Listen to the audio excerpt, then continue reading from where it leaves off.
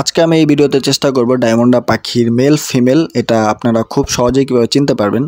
তো সবারই একটা প্রশ্ন থাকে, hello everyone, welcome to my channel animal lovers. তো পশু এবং পাখি প্রেমিকদের আমার এই ভিডিওতে স্বাগত।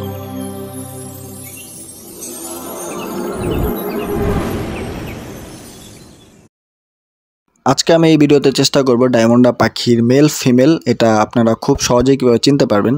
তো সবারই একটা প্রশ্ন থাকে যে ডায়মন্ডা পাখির মেল ফিমেল এটা আমরা চিনতে পারতেছি না ভাইয়া, তো এটা বলে দিলে ভালো হয়।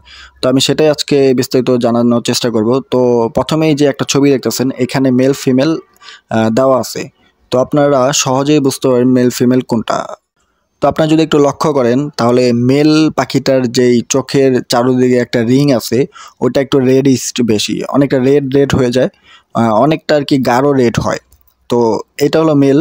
আর ফিমেলটার ক্ষেত্রে হয় কি, যে চোখের চারদিকে যে রিংটা, তো সার্কেলটা রেডের পরিমাণ অনেকটা কম থাকে, ইয়েলো অরেঞ্জ অনেকটা এরকম থাকে, তো একটু কম রেড থাকে। তো এটা আপনি যদি দুইটা পাখি পাশাপাশি সিমিলারভাবে রাখেন তাহলে আপনার সহজেই আর কি বুঝতে পারেন যে মেলটা একটু রেড বেশি এবং ফিমেলটা একটু রেড কম। তো আপনারা সহজেই এভাবে পাখি কিনতে পারবেন বাজার থেকে। তো আবার আমাকে অনেকে কমেন্ট করে যে আমি অনেক দিন ধরে ডায়মন্ড পালতেছি, 6 মাস 1 বছর হয়ে গেছে, কিন্তু ভাইয়া এখনও এগ দিতেছে না।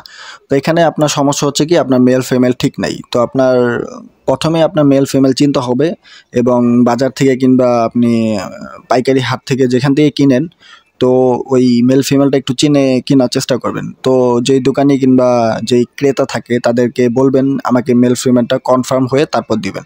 তো ওনারা কি কিনতে গেলে হুটহাট করে দিয়ে প্যাক করে দিয়ে দেয়, যেটা বাসায় আনার পর মেল ফিমেল এটা সহজেই হয় না নর্মালি। আমিও এরকম অনেকবার ঠকার পরই আস্তে আস্তে আর কি চেনা হয়েছে। তো আপনারা আশা করি এই ভিডিওটা দেখার পর আর ঠকবেন না, আপনারা মেল ফিমেলটা চিনে তারপরই পাখি কিনবেন এবং ভালো একটা পাখি পালবেন আশা করি। তো সম্পূর্ণ ভিডিওটা দেখার জন্য অসংখ্য ধন্যবাদ। আর এরকম নিত্য নতুন ভিডিও পেতে চাইলে আমার চ্যানেলটি এখনই সাবস্ক্রাইব করে রাখো। আর যদি বিস্তারিত অন্য কিছু জানতে চাও ডায়মন্ড সম্পর্কে, আমাকে কমেন্ট বক্সে জানাও।